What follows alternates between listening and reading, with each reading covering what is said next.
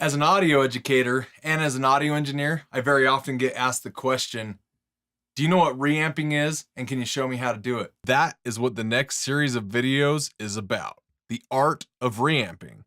So take some notes, subscribe, share with your friends, and get ready for this series on reamping. Students approach me with this question about every 6 months, and the obvious answer is yes, I can teach you what this is, and I'm definitely willing to. But in order to understand how to do reamping properly, we got to start with the basic building blocks. And before we can ever reamp, we have to get a good signal in order to reamp properly. So how do we do that? Today, I'm going to show you how I would go about capturing a good, clean signal before my guitar tone ever even hits the amplifier. In order to do this, we have to start with a building block called a DI box. DI, or direct inject, is a process of taking a signal straight from the source and capturing it into the DAW. This means that we take the signal off of a guitar or bass, for example, which we call instrument or high Z level, and put this into a preamp or converter into the DAW. We're going to be looking at using a DI inline with your recording process. So to get a good clean guitar tone, I'm going to set up a DI box before I ever even record my tone into my amp head.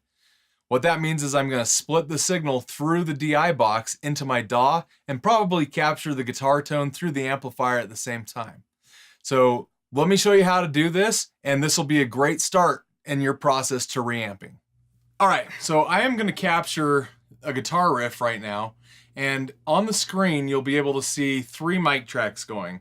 The first mic track on top is the shotgun microphone that's capturing my voice. The next one down from that is the tone off the amp, and then the third one is the tone off of the DI box. When you go to start recording, you're probably going to jump online and start shopping for one of these, and the question's going to come up. Should I go active or should I go passive?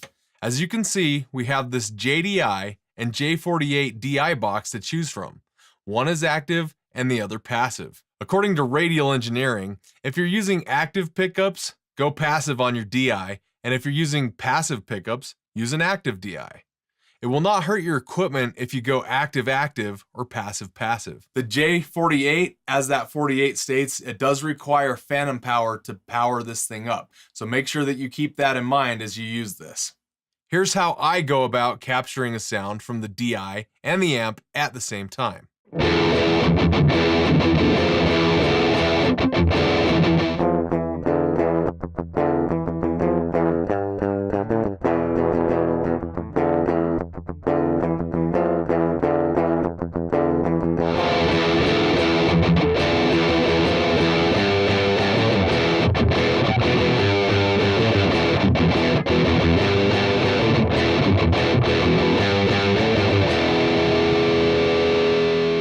So what we're going to do now is we're going to switch out guitars and we're going to switch out the DI boxes so that we'll play the same riff so that you guys can hear what they each sound like.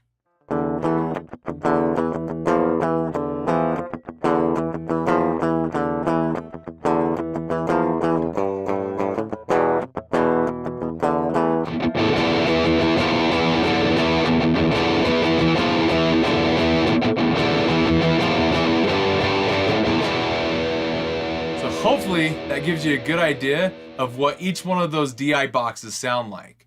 And as you make a choice on which one you're going to use, remember, Radial Engineering suggests that if you're using active pickups like this guitar, that you use something like the JDI, and that if you're using passive pickups like the other guitar, that you're using something like the J48. Thanks for watching. I hope this has helped you guys as we start on our quest to understanding how to reamp. I'm Big Brian from SLCAudio. Make sure you like and subscribe. We'll see you guys next time.